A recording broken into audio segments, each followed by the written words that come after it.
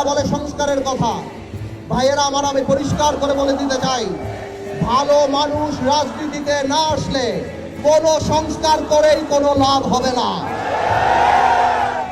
গত 50টি বছর বাংলাদেশের রাজনীতি এমন পর্যায়ে চলে গিয়েছে যে এই দেশের শিক্ষিত, মেহনতি, ভালো দেশপ্রেমিক মানুষ রাজনীতি থেকে দূরে সরে গিয়েছে।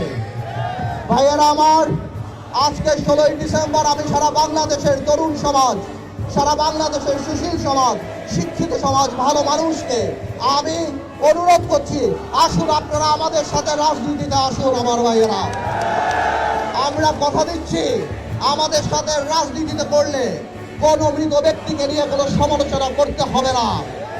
আমাদের সাথে রাজনীতি করতে হলে কোনো গুন্ডা, পান্ডা, চাঁদা, টেন্ডার কোনো কিছুই করতে হবে না।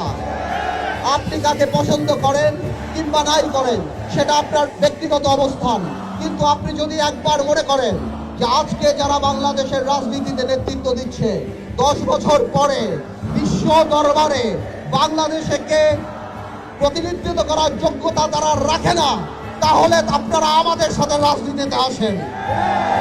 আপনারা মনে রাখবেন, আজকের আমার এই আহ্বানে যদি দেশবাসী আপনারা সাড়া না দেন, তাহলে ওই দিন দূরে নাই আবার সংসদে লালটু, পল্টু, ইয়ামাবতী, বিচ্ছু শামসু, মমতাজদের মতো এমপি আপনারা দেখতে পাবেন।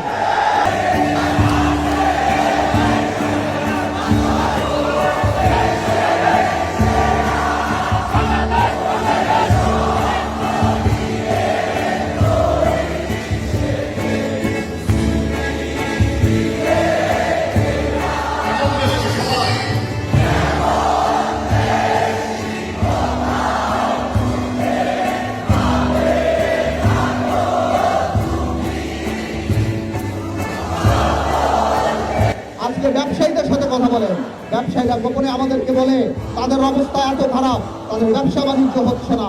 গার্মেন্টসের কর্মীদের এই অবস্থা যে কেউ চিন্তা করতে পারে যে কোনো সময় ফ্যাক্টরি বন্ধ হয়ে যেতে পারে। আপনি ব্যবসায়ীদের সাথে বসেন।